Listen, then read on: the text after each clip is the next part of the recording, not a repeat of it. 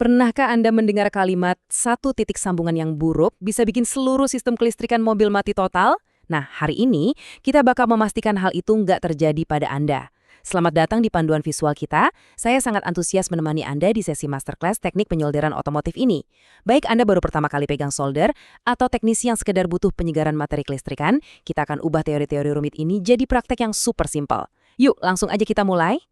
Oke, agenda kita hari ini lumayan padat, tapi pasti seru. Kita akan mulai dari pengantar menyolder, kenalan dengan alat dan bahannya, ngebahas protokol keselamatan yang super penting, masuk ke detail proses menyolder, dan terakhir, kita tutup dengan eksekusi proyek saklar sentuh.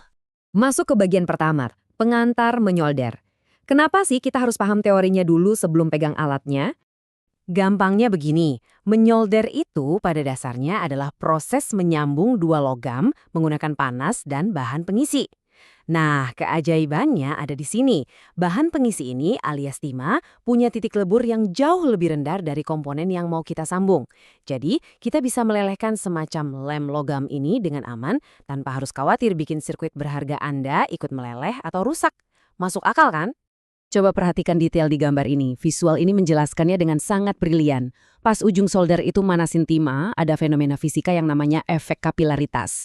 Sederhananya, timah yang udah cair itu secara otomatis kayak tersedot, merambat masuk ke celah-celah mikroskopis antara kaki komponen dan papan sirkuit. Hasilnya, sebuah ikatan elektrik sekaligus mekanik yang benar-benar solid.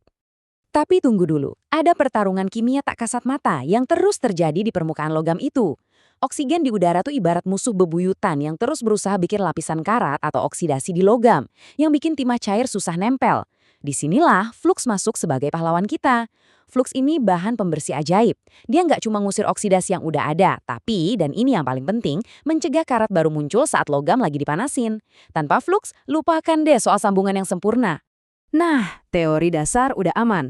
Mari kita geser ke bagian kedua, peralatan dan bahan. Kita kenalan dengan persenjataan di meja kerja. Ini dia bintang utama kita, sang pemberi panas, solder atau soldering iron. Alat ini ngubah energi listrik jadi energi panas yang super stabil tepat di bagian ujungnya. Panas inilah yang ngasih temperatur spesifik yang kita butuhkan buat melelehkan timah secara sempurna langsung ke atas komponen otomotif Anda. Tapi jujur aja, kadang kita bikin kesalahan kan? Mungkin salah pasang komponen atau timahnya ketebalan. Tenang, ada penyedot timah manual atau solder sucker. Cara kerjanya simpel banget, mirip pompa vakum mini. Anda tinggal panasin lagi timahnya sampai cair, lalu klik. Alat ini bakal nyedot cairan timah itu supaya komponennya bisa dicabut dengan gampang dan aman. Kalau butuh alternatif yang lebih presisi untuk ngebersihin sisa timah, kenalkan solder wick. Ini tuh semacam jalinan pita kawat tembaga yang super fleksibel. Saat Anda memanaskan pita ini di atas sisa timah cair, dia bakal menyerap timah itu persis kayak spons ajaib nyerap air tumpah.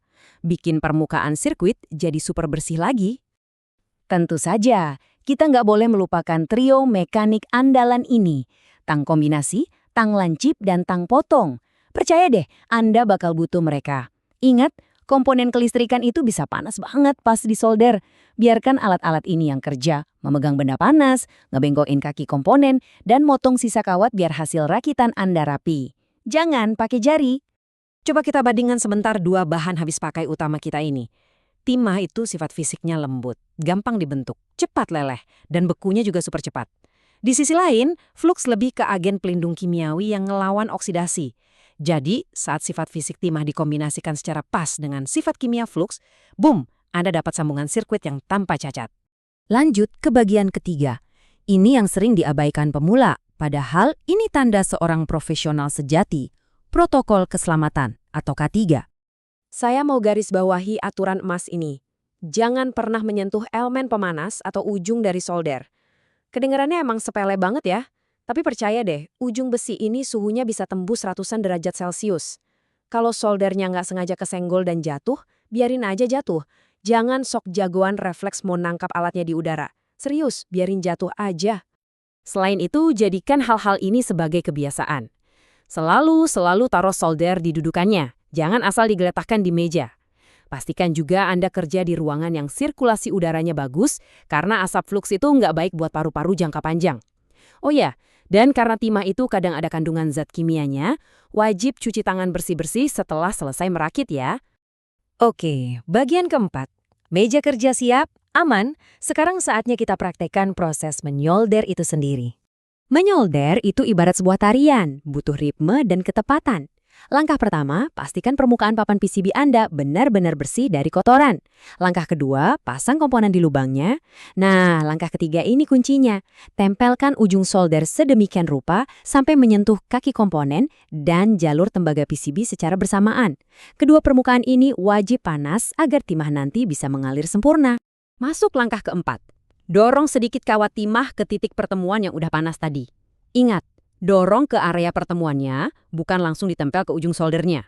Biarkan timahnya meleleh, ngisi celah. Dan ini bagian terpentingnya. Di langkah kelima, tarik kawat timahnya menjauh saat masih basah, baru angkat soldernya.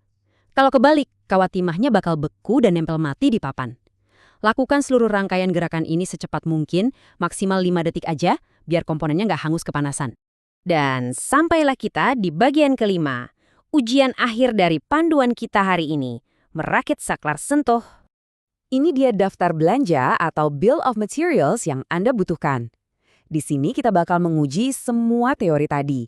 Anda akan nyolder relay 12 volt, transistor NPN dan PNP yang bertugas sebagai otaknya, sampai resistor dengan berbagai ukuran hambatan.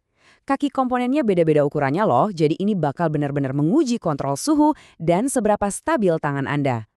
Pertanyaannya sekarang, sudah siapkah Anda buat praktek hari ini? Segera siapkan area kerja Anda, pastikan sirkulasi udaranya bagus, dan mari mulai merakit. Oh iya, jangan lupa rekam proses kerja Anda buat di-upload ke YouTube sesuai instruksi modul. Terima kasih banyak udah ikutin sesi panduan hari ini. Ingat ya, di dunia otomotif, satu sambungan solder yang jelek bisa bikin mobil mogok total. Jadi, seberapa rapi dan presisi hasil kerja tangan Anda hari ini? Tetap utamakan keselamatan dan selamat menyolder.